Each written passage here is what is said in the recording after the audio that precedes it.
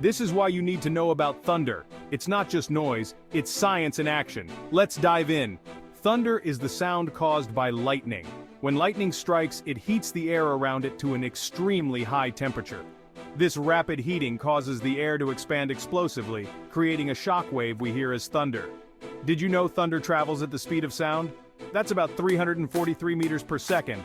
And here's a cool trick. You can calculate the distance of a storm by counting the seconds between the flash of lightning and the sound of thunder. Each second equals roughly 1 kilometer. Contrary to popular myth, thunder can't hurt you. But it's a great indicator that lightning is nearby, so stay safe.